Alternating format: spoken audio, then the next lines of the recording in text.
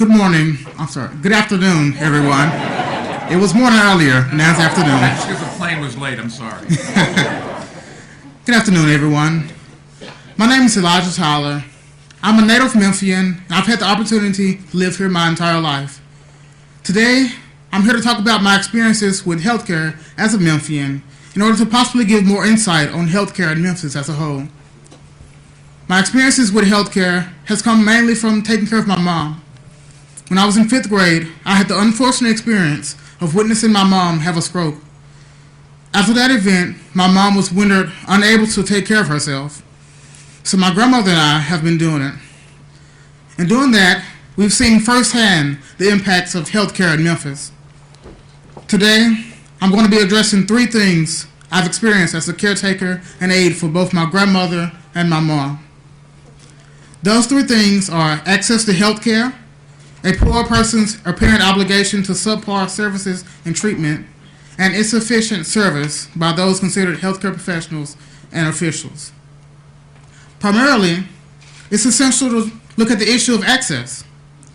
In certain neighborhoods in Memphis, access to various things on a whole has declined.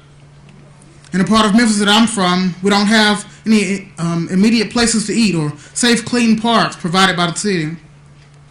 That same problem is seen with healthcare. We lack sufficient medical support, be it from a hospital or clinic within a 15-minute radius. This presents a problem for multiple reasons. First, for someone with limited mobility, especially when taking care of someone with the same issue, driving yourself to healthcare could be a hassle. Moreover, even though transportation services are provided, those services aren't always ideal. Sometimes drivers aren't on time and are professional, or the vehicle is not ideal in itself, with larger vehicles providing added difficulty or even possible injury when just trying to enter the vehicle. However, what makes this issue even more depressing is the feeling that, as lower to middle class people, we can't have a say in what goes on. That we're obligated to whatever services or treatments we can get. My grandmother has addressed in the past that we can't pay for services, so we have to take what we have. She recently addressed disapproval with medicines that she's been taking and seeing my mother take that do not seem to work. Some of these medicines were even on recall and had serious side effects that could lead to various bodily issues, including cancer. She questioned why healthcare professionals would even allow certain medicines and products to be administered, even though they sometimes have disastrous consequences. However, she felt powerless due to her financial state, and she felt that she really didn't have a voice in these issues. That same feeling links to my next topic of insufficient service of healthcare professionals. I've seen this mostly with my mom. Whether it's the aides who come to help my grandmother take care of her, or the doctors and nurses who help my mom in everyday treatment or dialysis care, it seems as those professionals are ignorant to the condition of my mom and couldn't sufficiently treat her. I've witnessed many professionals who are unprofessional and have come to our house and made basic mistakes that people should be trained on, such as putting my mom in a hot tub of water, or not drying her completely, or not having their hair tied when they take care of her. It's clear that many people in the health industry haven't been trained to aid people in my mom's condition, which makes it even more difficult for my grandmother, and has forced her to search for numerous agencies and leave agencies simply because caregivers seem to not know what they were doing. These problems demonstrate why we need better health care in Memphis. Thank you for listening to my story. Now, it is my honor to introduce someone who has taken on our country's toughest fights and won. Someone who has experience in business, government, and doing good that prepares him to lead. And now he's going to take on the challenge of fixing our healthcare system to ensure that people like me, my mother, my grandmother, and so many other people across Memphis and the world have access to affordable, high-quality healthcare. Ladies and gentlemen, Mike Bloomberg.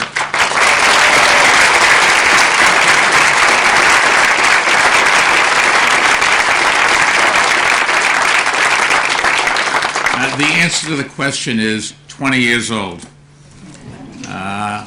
If you do that kind of speech again, I'm going to be out of business. Elijah, thank you for sharing your story with us and for being here today. And I can just promise you we're going to do everything we can so that nobody else will have to go through this situation. And if we get it done, you will have been part of the solution. So thank you for all of that.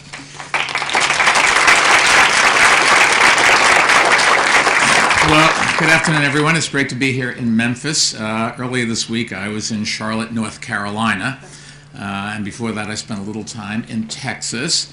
But there's no truth to the rumor that I'm organizing my campaign stops around the places with the best barbecue. Now, I know some of you are still celebrating Memphis's big basketball win over Tennessee the other day. If there are any Tennessee fans here, just look at the bright side. At least you're not New York Knicks fans. Actually, by the way, the head coach of the Memphis men's basketball team, Penny Hardaway, actually played on the Knicks for a couple years while I was mayor. That was a long time ago. I go to occasional Knicks game, and I just don't remember whether it was there. But it was only in my second term back then, and Donald Trump was only on his fifth bankruptcy. So other things to think about.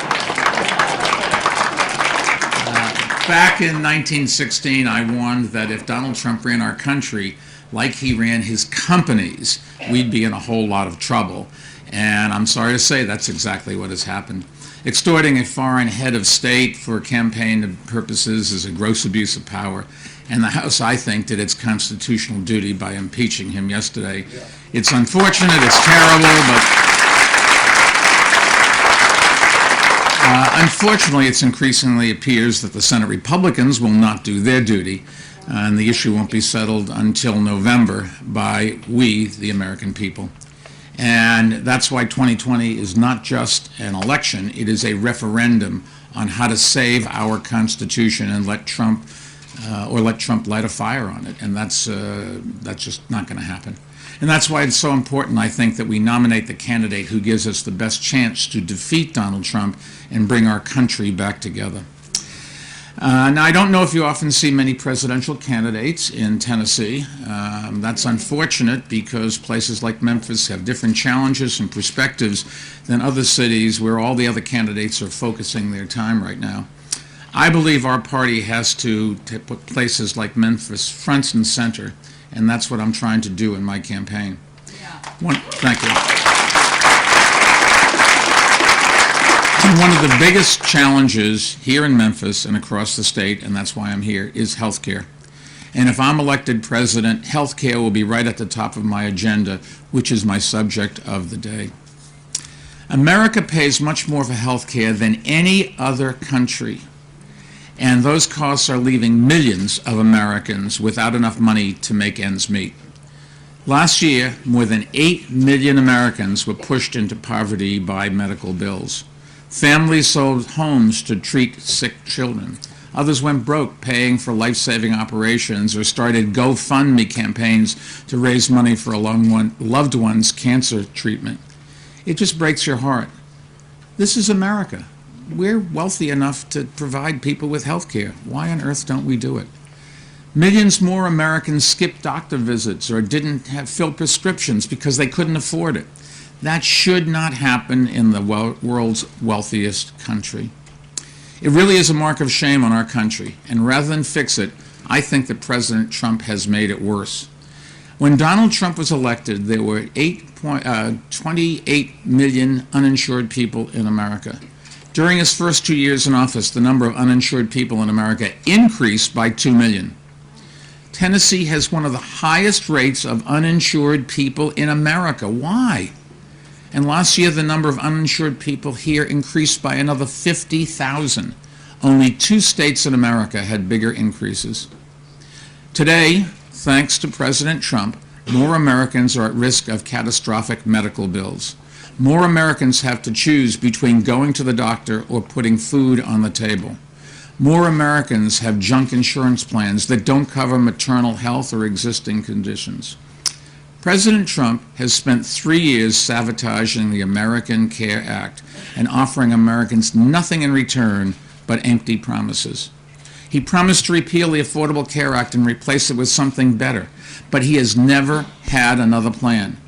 He determined to throw Americans off the boat without giving them a lifeline. He just doesn't care if you have a pre-existing condition. He wants to deny you access to coverage. If he is reelected, he'll keep trying to do that, and I think we can't let that happen.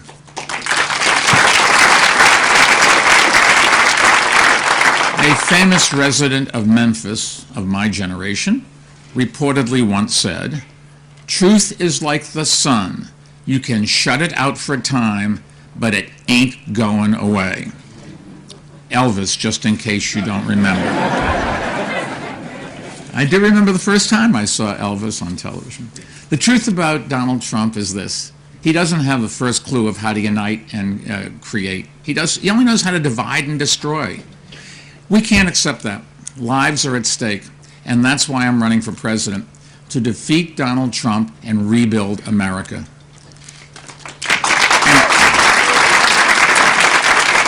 And that includes fixing our healthcare system once and for all. Now, I know how urgent and important this issue is. Improving public health has been one of the fights of my life. When I was mayor, our administration led a major expansion of public health insurance, and we created new policies that increase life expectancy in New York by 3 years. When I left New York, life expectancy was 3 years greater than the rest of the country and 3 years greater than it was when I started there. My company offers the very best health insurance and the most generous and comprehensive benefits. I think that's good for our company. I think it's good for our employees. I think it's good for our customers. Every American deserves coverage and quality, affordable care, and we can get it done. To do it won't be easy. We won't take away private insurance as some candidates would. My proposal will instead build on what works, President Obama's Affordable Care Act. We'll make sure that people who like their private insurance can keep private insurance and also provide coverage to the unemployed. We don't need Medicare for all proposals that are more likely to re-elect Donald Trump than to expand coverage. So let me tell you what I'll do. I want to emphasize the word do, because to me, leadership isn't about making big promises, shouting into the wind, or shaking your fist at the world. Leadership isn't dreaming up a plan that can never pass Congress. It's about people coming together and getting things done. And let me tell you what I'm going to do on health care as president. First, every American will be guaranteed access to affordable health insurance. That means millions of Americans who don't have health insurance can get it and will finally achieve universal coverage in this country. Second, every American who already has private insurance will be able to keep private coverage if they choose, and they will see out-of-pocket costs go down. That's 175 million Americans who will be paying less for health care, and I'll tell you why afterwards. Third, we're going to expand the kind of care people can get, including by bringing dental coverage to millions of Americans who right now cannot afford it. Now, here's how we'll do all this. Let's start with universal coverage. Back in 2010, President Obama proposed giving Americans the opportunity to buy public health insurance. It's called a public option, and it's effectively a chance to buy into a Medicare-like policy provided by the federal government that is less expensive than existing options. I supported the idea back then. President Obama was right to push for it. And in 2021, working with Congress, I think we can sell Congress on passing it. We're going to get this done.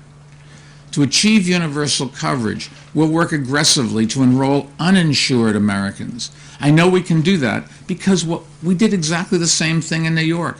During my 12 years as mayor, we cut the number of uninsured New Yorkers by 50%. And we can do it nationally by expanding outreach and simplifying enrollment. We'll also have a plan to deal with states that refuse to expand Medicaid under the Affordable Care Act. It's simple, actually. We'll enroll into the public office automatically anyone who is eligible for expanded Medicaid coverage. And we'll do the same for every American who is eligible for Medicaid but is not currently receiving it. That will cover another 2.5 million people across America, including another 244,000 people in Tennessee. The public option will make health care more affordable, including for Americans who already have private coverage, because it will drive down prices. But if we stop there, health care costs would continue to push people into poverty, and too many people would decide to forego coverage. You have to make a decision. Do I pay for my insurance or I do something else? That's not the kind of options people should have to make. So here we go further. And today I'm proposing 5 steps that we'll take to substantially reduce health care costs for all Americans. And I'll just mention each one briefly. 1, we'll have to cap hospital bills at no more than twice what Medicare pays for some services. Now, some states in America already do this, so when you say it can't be done, it certainly can be done. Right now, hospitals and other healthcare providers often charge patients with private insurance 4 or 5 times as much as they charge patients with Medicare, simply because they can. The insurers then pass those costs on to their customers in the form of higher monthly premiums, higher deductibles, and higher copays. By setting a ceiling that's tied to Medicare, we can bring down those costs for all Americans. 2, we will ban all surprise medical bills, which can happen when out-of-network doctors are hired by in-network hospitals, but the patient isn't told in advance. If you're in the middle of a medical emergency, you shouldn't have to worry about whether the doctor treating you is part of your insurance plan. But when you get home and you get a bill, you sure start worrying about it. 3, the federal government will cap your monthly premiums if you choose the public option, or if you buy private insurance in the marketplace and your premium amounts to more than 8.5% of your income. You'll get a government tax credit to reduce the private costs down to that level. 4, we'll charge a small fee to the private insurers to create a fund that will cover 50% of very high claims, say those over $100,000 for those tragic extra expense cases that you read about. This fund will help drive down premium costs, we think, by an average of 10%. Another step in the right direction of more health care, better health care, and not for very much more money, if at all. And 5, we're going to drive lower drug costs, going to lower drug costs by doing what should have been done decades ago, allowing Medicare to negotiate with drug companies and cap prices for everyone, just like every other nation does.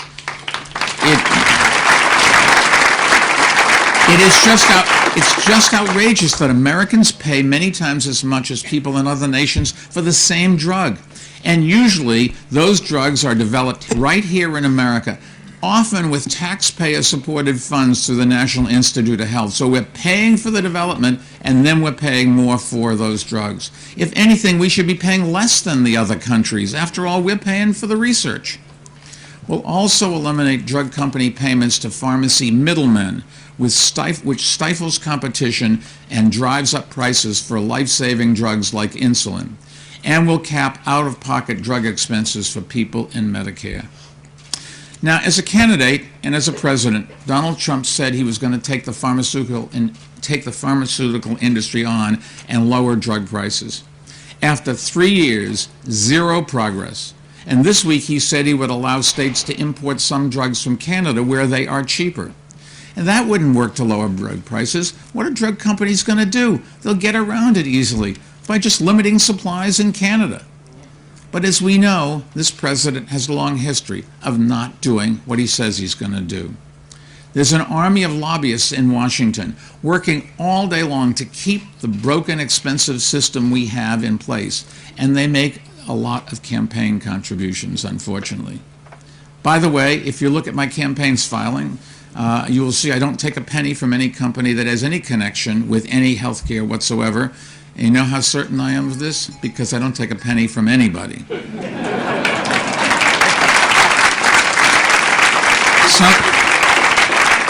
Somebody said to me the other day, "You're spending a lot of money." I said, "Yes, I'm making an investment in replacing Donald Trump, and it's the best investment I could make."